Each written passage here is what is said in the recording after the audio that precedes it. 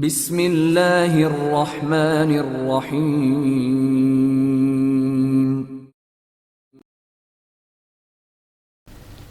تاتار ڈیگرز Imran series, مصنف مظہر کلیم M اے۔ آپ کی ساری محنت بیکار چلی گئی عمران صاحب، بلیک زیرو نے سامنے بیٹھے ہوئے عمران سے مخاطب ہو کر کہا، جو ہاتھ میں ایک کارڈ پکڑے بیٹھا اسے غور سے دیکھنے میں مصروف تھا۔ محنت کبھی بیکار نہیں جاتی بلیک زیرو، اس بات کو ہمیشہ ذہن میں رکھنا، عمران نے سنجیدہ لہجے میں کہا۔ محاورتاً تو یہ بات درست ہے عمران صاحب، لیکن اب دیکھیے، آپ نے ڈکسی کو سامنے لانے کے لیے سالانہ فنکشن پر کس قدر محنت کی تھی۔ جیسے ہی ڈکسی سامنے آیا اسے ہلاک کر دیا گیا اور قاتلوں کا بھی کوئی پتہ نہیں چل سکا۔ اب اس کا کیا پھل ملا ہے؟ بلیک زیرو نے اپنی بات پر اصرار کرتے ہوئے کہا۔ یہ کارڈ جو صفدر مارتھیا کے سامان سے لے کر آیا ہے، یہ انتہائی اہم کارڈ ہے۔ اس کارڈ کو دیکھنے کے بعد مجھے محسوس ہو رہا ہے کہ قدرت نے مجھے میری محنت کا پھل میری توقع سے کچھ زیادہ دے دیا ہے، عمران نے مسکراتے ہوئے کہا۔ کیا مطلب؟ اس کارڈ بھی کیا ہے؟ کیا آپ جانتے ہیں کہ یہ کس کا نشان ہے؟ میرا تو خیال ہے کہ یہ ایکریمیا کی کسی مجرم تنظیم کا نشان ہوگا، اور آپ بہتر جانتے ہیں کہ ایکریمیا میں مجرم کی تنظیمیں حشرات الارض کی طرح پھیلی ہوئی ہیں، بلیک زیرو نے چونک کر کہا۔ تم یہ بات اس لیے کہہ رہے ہو کہ مارتھیا ایکریمین تھی، اور ڈکسی بھی ایکریمین ایجنٹ ہے، اور ایکریمیا سے ہمیں ڈکسی کے کسی خاص مشن پر یہاں آنے کی اطلاع ملی تھی، عمران نے مسکراتے ہوئے کہا۔ ہاں، ظاہر ہے یہ دونوں ایکریمین ہی تھے۔ ویسے ڈکسی تو ایکریمیا کا سرکاری ایجنٹ تھا، اس لیے ہو سکتا ہے کہ مارتھیا بھی سرکاری ایجنٹ ہو، اور یہ نشان مجرم تنظیم کا نہ صحیح لیکن کسی سرکاری تنظیم کا ہو، بلیک زیرو نے جواب دیتے ہوئے کہا۔ ڈکسی واقعی سرکاری ایجنٹ ہے، اور تم جانتے ہو کہ ڈکسی میک اپ کا ماہر بھی ہے اور بہترین رنگ ماسٹر بھی ہے، بحیثیت فائٹر بھی اس کی شہرت ہے۔ اس لیے جیسے ہی مجھے یہ اطلاع ملی کہ ڈکسی کسی خاص مشن پر یہاں پہنچا ہوا ہے، تو ڈکسی کو سامنے لانے کا ایک ہی نفسیاتی طریقہ تھا کہ کسی ایسے فنکشن کا اہتمام کیا جائے جس کا تعلق فائٹ سے ہو۔ چنانچہ میں نے ہوٹل کالگار کے سالانہ فنکشن سے فائدہ اٹھایا اور ایسا انتظام کر لیا کہ جوانا کو بطور گریٹ فائٹر متعارف کرایا جائے۔ چنانچہ اس کی زبردست پبلسٹی بھی کی گئی، اس لیے مجھے یقین تھا کہ ڈکسی اپنی عادت کی وجہ سے جس میک اپ میں بھی ہوگا، بہرحال یہ فنکشن ضرور اٹینڈ کرے گا، اور وہی ہوا بھی۔ ڈکسی سامنے آ گیا، اور وہ احمق اپنی اصل شکل و صورت میں سامنے آیا تھا۔ شاید اسے یہ خیال بھی نہ ہوگا کہ ہمیں اس کی یہاں آمد کی اطلاع مل چکی ہوگی، اور چونکہ وہ پہلی بار یہاں پر آیا تھا اس لیے اس کا خیال ہوگا کہ اسے یہاں کون پہچانتا ہے، لیکن وہاں موجود جوزف کو میں اس کا حلیہ پہلے ہی بتا چکا تھا، اس لیے جوزف نے مجھے اس کے وہاں پہنچنے کی اطلاع کر دی تھی، اور جوزف نے ہی مجھے بتایا تھا کہ ایک ایکریمین لڑکی کے ساتھ اس کی گیٹ پر اچانک ملاقات ہوئی، اور وہ دونوں ایک دوسرے کو دیکھ کر حیران رہ گئے، اور پھر دونوں نے اپنی سیٹوں میں رد و بدل کرا کر اکٹھی سیٹیں الاٹ کرا لیں۔ اس اطلاع کے ملنے تک میرا پروگرام صرف فنکشن کی حد تک محدود تھا، لیکن اس اطلاع کے ملنے کے بعد میں نے پروگرام تبدیل کر دیا اور خود پروموٹر کے طور پر جوانا کے ساتھ گیا، اور وہاں میں نے فائٹ اور بھاری انعام کا اعلان کر دیا۔ میرا مقصد یہی تھا کہ ڈکسی لازماً اس قدر بھاری انعام کے لالچ میں آگے آئے گا۔ پھر میں اس کی تحریر اور خط حاصل کرنا چاہتا تھا تاکہ اسے ایکریمیا بھجوا کر یہ چیک کرا سکوں کہ واقعی وہی ڈکسی ہے، یا یہ بھی ممکن ہے کہ ڈکسی نے اپنے میک اپ میں کسی اور کو آگے کر دیا ہو اور خود وہ پس منظر میں ہو۔ فائٹ سے بھی اس کی چیکنگ ہو جانی تھی، اور پھر مجھے یقین تھا کہ جوانا اسے بیکار کر دے گا۔ میں نے جوانوں کو بریف کر دیا تھا کہ وہ اس کے دونوں ہاتھ اور گھٹنے اس طرح بیکار کرے کہ وہ شکست بھی کھا جائے اور اسے دوبارہ درست بھی کیا جا سکے۔ اس سے بھی میں دو فائدے اٹھانا چاہتا تھا، ایک تو یہ کہ اس پر جوانا کی طاقت اور مہارت کا پوری طرح روپ بیٹھ جائے، اس طرح وہ لازماً دوبارہ جوانا سے ملنے کی کوشش کرے گا، اور ہو سکتا ہے کہ اس کے آدمی جوانا کا تعاقب کریں اور یہ معلوم کریں کہ جوانا رانا ہاؤس میں رہتا ہے اور وہ رانا ہاؤس پہنچ جائے، اور دوسرا یہ کہ میں اسے ٹھیک کر کے اس پر احسان کر دوں اور بعد ازاں اس سے دوستی کر کے اس سے اس کا اصل مشن معلوم کر سکوں، کیونکہ ہمیں اس کے مشن کا علم نہ تھا، اور ڈکسی جس پائے کا ایجنٹ تھا اسے اصل مشن تو معلوم کرنا انتہائی مشکل تھا، اور اگر زبردستی بھی کی جاتی تو لازماً اسے ہلاک کر دیا جاتا، اور میں نے جس طرح سوچا تھا اسی طرح ہوا۔ جوزف کی اس اطلاع پر کہ ایک لڑکی کی ڈکسی سے اچانک ملاقات ہوئی تھی، میں نے تمہیں کہہ دیا تھا کہ تم اس لڑکی کی نگرانی کے لیے علیحدہ آدمی لگا دو، اور چونکہ فنکشن ختم ہونے کے بعد وہ لڑکی مارتھیا اور ڈکسی جیسی دارالحکومت پہنچے، انہیں پراسرار طور پر ہلاک کر دیا گیا، اور اب تک باوجود کوشش کے ان کے قاتلوں کا کوئی سراغ نہیں مل سکا۔ اس لیے تم یہ بات کہہ رہے ہو کہ میری ساری محنت بیکار گئی ہے، عمران نے بات ختم کر کے ایک طویل سانس لیتے ہوئے کہا۔ یس سر، اس لڑکی کے سامان سے یہ کارڈ ملا ہے، جبکہ ڈکسی کے سامان سے کچھ بھی نہیں ملا، اور نہ ہی اس کا کوئی ساتھی سامنے آیا ہے۔ اس لیے اب یہ کیسے معلوم ہوگا کہ ڈکسی کس مشن پر آیا تھا؟ اور دوسری بات یہ کہ یہ لازماً اس مشن پر اب ڈکسی کی جگہ کسی اور ایجنٹ کو بھیجا جائے گا، اور یہ ضروری نہیں کہ ہمیں اس کے متعلق بھی اطلاع مل سکے، کیونکہ ہمارے فورن ایجنٹ کو بھی ڈکسی کے پاکیشیا آنے کی اطلاع اتفاقاً ہی ملی تھی، بلیک زیرو نے کہا۔ لیکن مارتھیا کا یہ کارڈ بتا رہا ہے کہ مارتھیا کا تعلق ایکریمیا سے نہیں بلکہ روسیا سے تھا، عمران نے کہا تو بلیک زیرو بے اختیار اچھل پڑا۔ روسیا سے؟ وہ کیسے؟ کیا کارڈ پر لکھا ہوا ہے؟ بلیک زیرو نے حیران ہو کر پوچھا۔ لکھا ہوا نہیں ہے بلکہ چھپا ہوا ہے، عمران نے مسکراتے ہوئے کہا۔ میرا مطلب یہی تھا، لیکن کہاں؟ میں نے تو بغور اس کارڈ کو دیکھا ہے، مجھے تو کہیں روسیا کا نام نظر نہیں آیا۔ کیا نشان کے نیچے لکھے ہوئے حروف RSTS سے آپ نے یہ اندازہ لگایا ہے؟ بلیک زیرو نے کہا۔ تم نے اس کا واٹر مارک دیکھا ہے جو اس کارڈ کے اندر بنا ہوا ہے؟ عمران نے پوچھا۔ جی ہاں، میں نے روشنی میں کر کے اس کا واٹر مارک چیک کیا تھا، لیکن واٹر مارک میں تو ایک آدمی تیر کمان سے نشانہ لے رہا ہے اور پس منظر میں نوکیلی پہاڑی چوٹیاں نظر آ رہی ہیں، بلیک زیرو نے جواب دیتے ہوئے کہا۔ یہ نشان روسیا کی ریاست تاتارستان کا سرکاری نشان ہے، ایک بات۔ دوسری بات یہ کہ روسیا اب ٹوٹ پھوٹ کا شکار ہو چکا ہے اور اس کی مسلم ریاستیں آزاد ہو چکی ہیں۔ ان ریاستوں سے ہٹ کر باقی روسیائی علاقے کی جو فیڈریشن بنی ہے، اس کا نام اب روسیا فیڈریشن ہے، اور تاتارستان اس فیڈریشن میں شامل ہے، کیونکہ تاتارستان میں مسلم اکثریت نہیں ہے بلکہ اقلیت میں ہے، لیکن مسلم افراد وہاں کے اعلیٰ ترین سرکاری عہدوں پر فائز ہیں۔ اور تمہیں معلوم ہے کہ روسیا کی مین سرکاری ایجنسی، جس کا نام KGB تھا، روسیا کے خاتمے اور روسیا فیڈریشن کے قیام کے بعد اس کا نیا نام روسیا سیکیورٹی رکھا گیا ہے۔ اور اگر تم باقاعدگی سے عالمی اخبارات کا مطالعہ کرتے رہے ہو تو تم نے یہ خبر ضرور پڑھی ہوگی کہ تاتارستان میں بھی ایک خفیہ تحریک روسیا فیڈریشن سے علیحدہ ہونے کے لیے چل رہی ہے، اور روسیا فیڈریشن اس تحریک کو پوری قوت سے کچلنے کی کوشش کر رہی ہے، کیونکہ اگر تاتارستان روسیا فیڈریشن سے علیحدہ ہو جائے تو روسیا فیڈریشن کی بقا ہی خطرے میں پڑ جائے گی، اور اس کام میں ایکریمیا بھی روسیائی فیڈریشن کی پوری مدد کر رہا ہے، کیونکہ ایکریمیا نہیں چاہتا کہ روسیا سے آزادی حاصل کرنے والی مسلم ریاستیں ہمسایہ اسلامی ممالک سے مل کر اسلامی بلاک بنا سکیں، خاص طور پر پاکیشیا سے ان کے رابطے گہرے نہ ہو سکیں۔ لیکن اگر تاتارستان علیحدہ ہو جاتا ہے تو پھر ان مسلم ریاستوں کو نہ صرف بے حد تقویت مل جائے گی بلکہ تاتارستان کے ذریعے ان کے رابطے تقریباً ہر ہمسایہ اسلامی ممالک سے ہو جائیں گے، اور تاتارستان وہ اس وقت مسلم ریاست نہیں کہلائی جا سکتی، لیکن اس کے علیحدہ ہونے کے بعد یہ خدشہ بہرحال موجود رہے گا کہ روسیا فیڈریشن کے علاقوں سے مسلم آبادی وہاں شفٹ ہو جائے، کیونکہ تاتارستان کا نہ صرف رقبہ بے حد وسیع و عریض ہے بلکہ یہ ریاست مادیات اور تیل کی دولت سے بھی مالا مال ہے، اور معاشی طور پر روسیا فیڈریشن کا تمام تر دار و مدار بھی تاتارستان پر ہی ہے، اس لیے مسلم آبادی وہاں روزگار کی خاطر شفٹ ہو سکتی ہے۔ اس طرح یہ ریاست بھی مسلم اکثریت کی ریاست بن سکتی ہے، عمران نے کسی ماہر سیاسی لیڈر کی طرح تجزیہ کرتے ہوئے کہا۔ حیرت ہے کہ آپ کو سیاسی حالات کا اس قدر گہرا شعور و ادراک حاصل ہے، لیکن ان ساری باتوں سے اس کارڈ کا کیا تعلق ہے؟ بلیک زیرو نے حیرت بھرے لہجے میں کہا، اور عمران مسکرا دیا۔ اس کارڈ کا واٹر مارک تاتارستان کے سرکاری نشان پر مشتمل ہے، اور سرکاری نشان صرف اس کارڈ یا کاغذ پر بنایا جاتا ہے جس سے سرکاری طور پر استعمال کیا جائے۔ عام کاغذوں یا کارڈ پر سرکاری نشان بنانے کی کہیں بھی اجازت نہیں ہوتی، اس لیے اس واٹر مارک کی وجہ سے یہ بات تو طے ہو گئی کہ یہ کارڈ تاتارستان کے کسی سرکاری ادارے کا کارڈ ہے۔ اب نیچے موجود حروف پر اس پس منظر میں غور کیا جائے تو پہلے دو حروف سے RS سے یقیناً روسیا سیکیورٹی کے الفاظ سوچے جا سکتے ہیں، اور آخری دو حروف TS کے پہلے حرف سے تاتارستان بن سکتا ہے، باقی رہا S تو اس حرف سے سیکشن بھی بن سکتا ہے، اور سپر بھی، اور مزید کوئی لفظ بھی، لیکن ہم اسے سیکشن سمجھ لیتے ہیں۔ تو ان حروف کا مطلب ہوا روسیا سیکیورٹی تاتارستان سیکشن، عمران نے کہا تو بلیک زیرو کے چہرے پر شدید ترین حیرت کے ساتھ ساتھ تحسین کے تاثرات بھی نمایاں ہو گئے۔ حیرت انگیز عمران صاحب، آپ کا ذہن واقعی اللہ تعالیٰ نے خاص طور پر بنایا ہے، میرا خیال ہے کہ آپ کے علاوہ اور کوئی بھی اس انداز میں اس کارڈ کے بارے میں نہیں سوچ سکتا تھا، بلیک زیرو نے بڑے تحسین آمیز لہجے میں کہا۔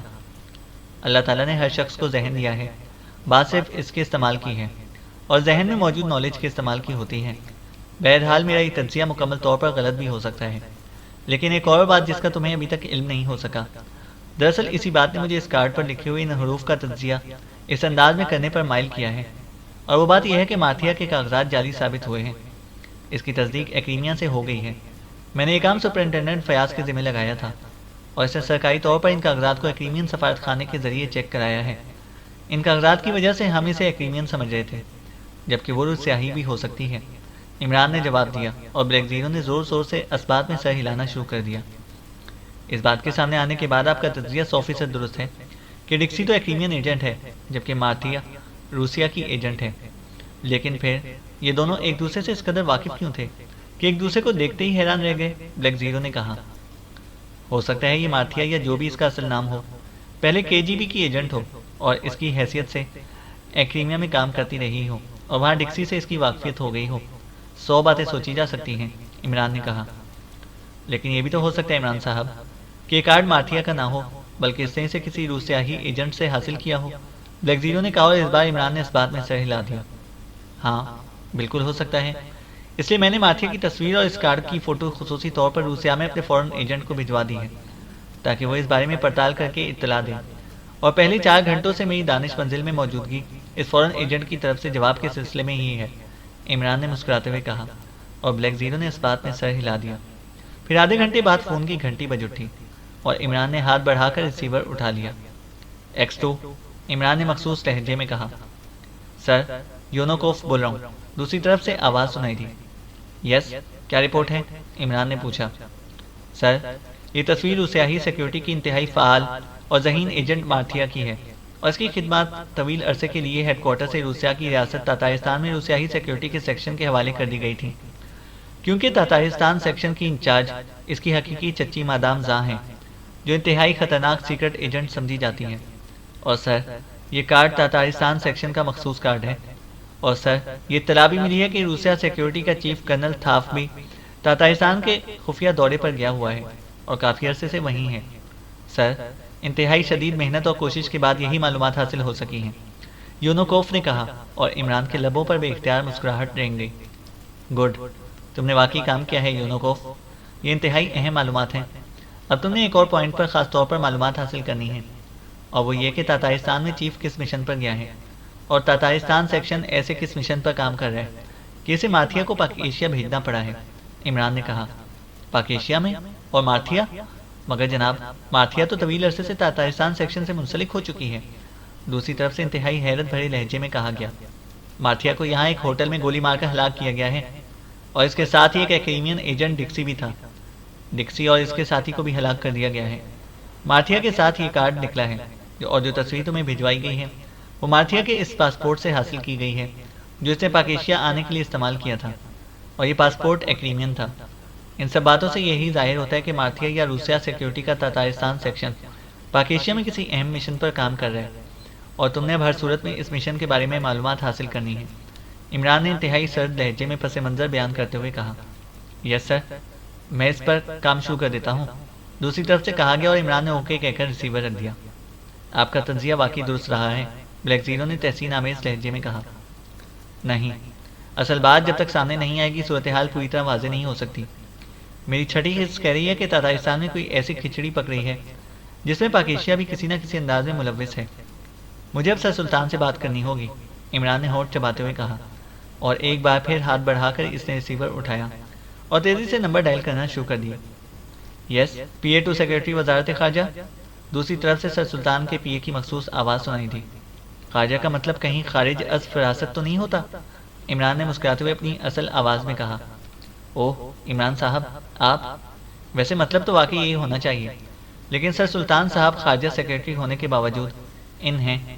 دوسری طرف سے PA نے عمران کی آواز پہچان کر بات کرتے ہوئے کہا۔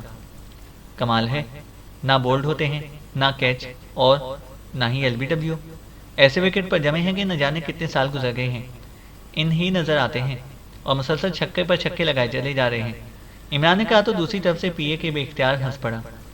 عمران صاحب، کوئی خاص گر ہی ہوگا ان کے پاس، PA نے ہنستے ہوئے کہا۔ ارے گر کیا ہے، بڑی آسان سی بات ہے، جتنی چوڑی وکٹیں ہوں اتنا چوڑا بیٹ بنوا لیا جائے، اللہ اللہ خیر صلاح، عمران نے منہ بناتے ہوئے جواب دیا، اور اس بار دوسری طرف سے PA نے اتنی زور کا کہکا مارا کہ عمران نے بے اختیار ریسیور کان سے دور ہٹا لیا۔ پلیز بات کریں عمران صاحب، دوسری طرف سے PA نے ہنستے ہوئے کہا، اور چند لمحوں بعد ریسیور پر سر سلطان کی باوقار آواز سنائی دی۔ کیا بات ہے عمران بیٹے، خیریت ہے؟ سر سلطان کے لہجے میں ہلکی سی تشویش تھی۔ میرے پاس تو نہیں ہے، آپ کو تو معلوم ہے کہ آج کل مفلسی کا دورہ ہے، بلکہ دور کم اور دورہ زیادہ ہے، آغا سلیمان پاشا تو اب زبانی نوٹس دے دے کر تحریری نوٹس دینے اور مقدمہ بازی پر تل گیا ہے، اس لیے ہو سکتا ہے کہ کسی دن آپ کو میری ضمانت کے لیے کسی ریکوری تحصیلدار کی حوالات تک قدم رنجہ کرنا پڑے، لیکن سنا ہے کہ وہاں ضمانت اس صورت میں ہو سکتی ہے کہ مدعی کی مطلوبہ رقم ادا کر دی جائے۔ اب آپ خود سوچیں کہ آپ کو اپنی موروثی اراضی فروخت کرنی پڑے، اپنا سارا جی پی فنڈ نکلوا کر دینا پڑے، اپنا آباء و اجداد کا مکان فروخت کرنا پڑے، اور پھر بھی آغا سلیمان پاشا کا ایک تہائی دعویٰ بھی پورا نہ ہو سکے، تو ایسی صورت میں میرے پاس کیسے ہو سکتی ہے؟ عمران کی زبان رواں ہو گئی۔ کیا کیسے ہو سکتی ہے؟ میں نے تو تم سے رقم کی بات ہی نہیں کی، سر سلطان نے حیرت بھری لہجے میں کہا۔ رقم؟ لا حول ولا قوت، رقم کا کیا مسئلہ ہے؟ آپ کو اگر رقم چاہیے تو مجھے حکم کریں، ہمارے عوام ماشاءاللہ مذہب اور دین کے دیوانے ہیں، میں کسی بھی بھری سڑک پر ایک سفید چادر بچھا کر اس کے اوپر کسی بھی قدیم مسجد کے مینار کا ایک پرانا سا ٹکڑا رکھ دوں گا، بس رقم کے ڈھیر لگ جائیں گے۔ عمران نے کہا۔ تم نے یہی باتیں کرنے کے لیے فون کیا تھا؟ معلوم ہے میں کس قدر اہم کام میں مصروف ہوں، میں نے تو تم سے خیریت پوچھی تھی، اور اب تو مجھے لگتا ہے کہ تم سے خیریت کا پوچھ کر مجھے اپنی خیریت کی عافیت منانی پڑے گی، سر سلطان نے بری طرح جھنجھلائے ہوئے لہجے میں کہا۔ میں بھی تو آپ کے سوال کے جواب ہی دے رہا ہوں کہ آپ خواہ ناراض ہو گئے۔ یہ بھی قیامت کی نشانیوں میں سے ایک ہے کہ بزرگ خود ہی پوچھتے ہیں، اور جواب دیا جائے تب بھی ناراض اور نہ دیا جائے تب بھی ناراض۔ ویسے جناب میرے پاس دینے کے لیے بس جواب ہی رہ گیا ہے، اور تو کوئی چیز بچی ہی نہیں۔ وہ آغا سلیمان پاشا۔ عمران کی زبان ایک بار پھر چل پڑی، لیکن پھر اسے اپنی بات خود ہی ادھوری چھوڑنی پڑ گئی، کیونکہ دوسری طرف سے ریسیور رکھا جا چکا تھا۔ واہ کیا دہشت ہے اپنے آغا سلیمان پاشا کی کہ اس کا نام سنتے ہی بڑے سے بڑا افسر بھی بھاگ اٹھتا ہے، عمران نے مسکراتے ہوئے کہا اور ریسیور رکھ دیا۔ آپ سر سلطان کو تنگ بھی بہت کرتے ہیں، بلیک زیرو نے مسکراتے ہوئے کہا۔ بڑھاپے میں آ کر آدمی قدرتی طور پر تنگ ہو جاتا ہے، یہ تو جوانی ہوتی ہے جو آدمی کو پھیلائے رکھتی ہے، عمران نے مسکراتے ہوئے جواب دیا، اور بلیک زیرو بے اختیار ہنس پڑا۔ لیکن آپ تو شاید سر سلطان سے تاتارستان کے بارے میں کچھ پوچھنا چاہتے تھے، کیا ارادہ بدل دیا ہے؟ بلیک زیرو نے کہا۔ وہ کرنی والے بزرگ ہیں، تم دیکھنا کہ تھوڑی دیر انتظار کرنے کے بعد جب میں فون نہ کروں گا تو وہ خود ہی فون کریں گے، عمران نے مسکراتے ہوئے کہا، اور بلیک زیرو نے ہنستے ہوئے سر ہلا دیا، اور پھر واقعی تھوڑی دیر بعد فون کی گھنٹی بج اٹھی اور عمران نے ریسیور اٹھا لیا۔ ایکسو، عمران نے مخصوص لہجے میں کہا۔ سلطان بول رہا ہوں، عمران سے بات کراؤ۔ دوسری طرف سے سر سلطان کی آواز سنائی دی۔ عمران بیچارہ کیا بات کرے، ویسے سچ کہتے ہیں کہ مفلس آدمی کی لوگ بات تک سننے کے روادار نہیں ہوتے، واقعی مفلسی ہے ہی بری چیز، عمران نے اس بار اپنے اصل لہجے میں مگر انتہائی درد بھری آواز میں کہا۔ ایک تو یہ مفلسی تمہارا پیچھا نہیں چھوڑتی، میں سر رحمان سے آج ہی بات کرتا ہوں کہ وہ اپنی جائیداد تمہارے نام منتقل کرا دیں، تاکہ کم از کم تمہاری اس مفلسی سے تو پیچھا چھوٹ جائے، سر سلطان نے کہا۔ سر رحمان؟ وہ کون بزرگ ہیں جنہوں نے اس قدر غلط نام رکھ لیا ہے اپنا؟ عمران نے بڑے سنجیدہ لہجے میں کہا۔ تو وہ اپنے والد کا بھی خیال نہ کرو گے؟ سر سلطان نے ہنستے ہوئے کہا۔ میرے والد؟ مگر میرے ڈیڈی کا نام تو سر عبد الرحمان ہے، عمران نے اسی طرح سنجیدہ لہجے میں کہا۔ ہاں اصل نام تو واقعی یہی ہے، مگر سر سلطان نے مسکراتی ہوئی آواز میں کہا۔ دیکھیں سر سلطان، رحمان تو اللہ کا صفاتی نام ہے، اس لیے یہ نام اس مفرد انداز میں کسی انسان کا نہیں ہو سکتا، انسان تو رحمان کا عبد یعنی بندہ ہی ہو سکتا ہے، عمران نے کہا۔ اوہ واقعی، اوہ ویری سوری، واقعی آج تک یہ بات میرے ذہن میں آئی ہی نہیں، لیکن تم بھی تو پہلے انہیں اسی نام سے پکارتے تھے، سر سلطان نے چونک کر کہا۔ نادانستہ غلطیاں اللہ تعالیٰ معاف فرما دیتا ہے، وہ بڑا غفور الرحیم ہے، عمران نے جواب دیا۔ ٹھیک ہے، واقعی اللہ تعالیٰ معاف فرمائے، ہم سب سے اتنی بڑی غلطی اتنے طویل عرصے تک ہوتی رہی ہے، بہرحال سر عبد الرحمان سے تو بات ہو ہی سکتی ہے، سر سلطان نے جواب دیتے ہوئے کہا۔ لگتا ہے آپ کو دوبارہ اسکول میں داخل کرانا پڑے گا، مفلسی کے معنی جانتے ہیں آپ؟ عمران نے کہا۔ اب کوئی نئی بات کرنے لگے ہو، کون نہیں جانتا کہ مفلس وہ ہوتا ہے جس کے پاس دولت نہ ہو، سر سلطان نے حیران ہو کر کہا۔ جی نہیں، اس سے کلاش، غریب، کنگال، محتاج سب کچھ کہا جا سکتا ہے، مگر مفلس نہیں، کیونکہ ایک بہت بڑے بزرگ کا قول ہے کہ مفلس وہ ہوتا ہے جس کا کوئی دوست نہ ہو، اور سب سے بڑے اور سب سے محترم بزرگ کا قول جس کا مفہوم کچھ اس طرح ہے کہ مفلس وہ نہیں جس کے پاس روپیہ پیسہ نہ ہو، بلکہ مفلس وہ ہے جس کے نام آئے اعمال میں نیکیاں کم ہو، عمران نے جواب دیا۔ واقعی سچ ہے، یہ سب کچھ میں تسلیم کرتا ہوں، لیکن میں نے تم سے خیریت پوچھی تھی، تم نے آگے مفلسی کا رونا شروع کر دیا، سر سلطان نے کہا۔ میں نے تو صرف اتنا کہا تھا کہ جو کچھ آپ پوچھ رہے ہیں وہ میرے پاس نہیں ہے، میرا مطلب ہے کہ خیریت نہیں ہے، اور آپ اتنا تو جانتے ہی ہوں گے کہ خیریت اور خیرات ایک ہی لفظ خیر سے بنے ہیں۔ خیرات کا معنی نیکیاں، بھلائیاں ہیں، اور خیریت کا معنی بھی نیکی بھلائی ہی ہے۔ چنانچہ خیریت نہ ہونے کا مطلب یہی ہوا کہ آدمی مفلس ہے، اس کے پاس نیکیوں کا ذخیرہ کم ہے۔ عمران کی زبان ایک بار پھر چل پڑی۔ توبہ، نہ جانے تم کون سے اسکول میں پڑھتے رہے ہو، لفظوں کے ایسے ایسے معنی بناتے ہو کہ آدمی کا ذہن چکرا جاتا ہے۔ اچھا جناب مفلس صاحب، اب بتا بھی دو کہ فون کیوں کیا تھا؟ سر سلطان نے انتہائی جھنجھلائے ہوئے لہجے میں کہا۔ مگر آپ تو ضروری کام میں مصروف تھے، اس لیے آپ نے میری پوری بات سنے بغیر فون رکھ دیا تھا۔ میں تو اس لیے خاموش ہو گیا تھا کہ آپ جیسے بڑے آفیسر جب اس قدر ضروری کام میں مصروف ہوں کہ ایک عام سے شہری کی بات بھی پوری نہ سن سکیں، تو بیچارے عام شہری کو خود ہی خون کے گھونٹ پی کر خاموش ہو جانا چاہیے۔ عمران بھلا اتنی آسانی سے کہاں باز آنے والا تھا؟ یہ بات تو درست ہے کہ میں واقعی انتہائی ضروری کام میں مصروف ہوں، لیکن میرا خیال تھا کہ میرے فون رکھ دینے پر تم دوبارہ فون کرو گے، لیکن جب تم نے فون نہ کیا تو مجبوراً مجھے خود ہی فون کرنا پڑا۔ میں نے پہلے تمہارے فلیٹ پر فون کیا، اور جب تم وہاں نہ ملے تو پھر دانش منزل فون کیا۔ اب تم جب تک اصل بات نہ کرو گے مجھ سے کہاں کام ہو سکے گا؟ سر سلطان نے کہا، اور عمران مسکرا دیا۔ ارے ارے، اس قدر خلوص اور اس زمانے میں؟ بہرحال بے حد شکریہ۔ ویسے مجھے یقین ہو گیا کہ میں مفلس نہیں رہا۔ اصل بات یہ ہے کہ روسیہ فیڈریشن میں شامل ریاست تاتارستان کے کچھ ایجنٹوں کے بارے میں اطلاع ملی ہے کہ وہ یہاں پاکیشیا میں سرگرم ہیں، لیکن مجھے یہ سمجھ میں نہیں آ رہا کہ تاتارستان والوں کا پاکیشیا سے کیا تعلق ہو سکتا ہے۔ عمران نے کہا، بظاہر تو واقعی کوئی تعلق نہیں ہے، نہ ہی ہمارا براہ راست اس ریاست سے کوئی رابطہ ہے اور نہ ہی کوئی سلسلہ، سر سلطان نے کہا۔ ویسے میں نے اخبارات میں پڑھا تھا کہ تاتارستان میں کوئی ایسی خفیہ تحریک چل رہی ہے جو تاتارستان کو روسیہ فیڈریشن سے علیحدہ کر کے آزاد ریاست بنانا چاہتی ہے۔ اس بارے میں آپ کے پاس کوئی معلومات ہیں؟ عمران نے اس بار انتہائی سنجیدہ لہجے میں کہا۔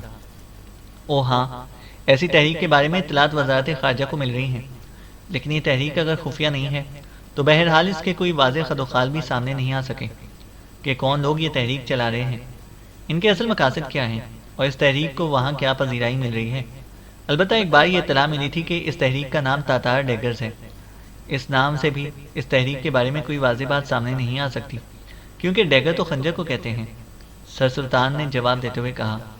ویسے ٹھیک ہے، ویسے اگر اس بارے میں آپ کے پاس کوئی اطلاع پہنچی تو براہ کرم مجھے ضرور بتا دیے گا، عمران نے کہا۔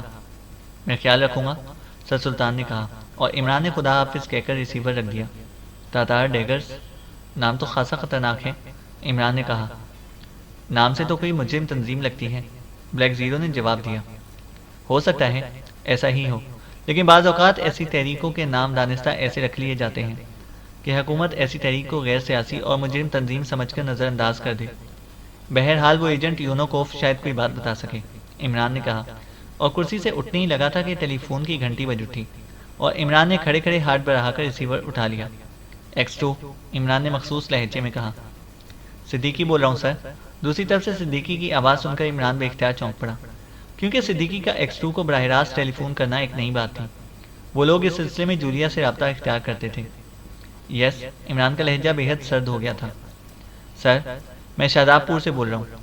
میں نے فائٹر ڈکسی کے ایک قاتل کا سراغ لگا لیا ہے، وہ ایکریمی ہے اور شاداب پور کی ایک کوٹھی میں رہ رہا ہے۔ میں نے مس جولیا کو فون کیا تھا لیکن وہاں رابطہ نہیں ہو سکا، اس لیے براہ راست فون کر رہا ہوں۔ دوسری طرف سے صدیقی نے ہچکچاتے ہوئے انداز میں جواب دیا۔ تفصیل بتاؤ، عمران نے کرسی پر بیٹھتے ہوئے پوچھا۔ لہجہ اسی طرح سرد تھا۔ سر، ڈکسی کو جس ہوٹل میں گولی ماری گئی تھی وہاں کے ایک سویپر نے قاتل کو دیکھ لیا تھا، لیکن وہ چھپ گیا تھا اور پھر سے خوف کی وجہ سے پولیس کو بھی کچھ نہ بتایا تھا، لیکن سویپر نے کئی دنوں بعد اپنی بڑائی کے اظہار کے طور پر اس بات کا ذکر ایک ویٹر سے کر دیا۔ یہ ویٹر میرا جاننے والا تھا اور میں نے اسے کہہ رکھا تھا کہ اگر کسی وقت اسے کس قاتل کے بارے میں کوئی معمولی سی بھی اطلاع ملے تو وہ مجھے ضرور بتائے۔ میں نے اس سے بھاری انعام کا وعدہ کیا تھا۔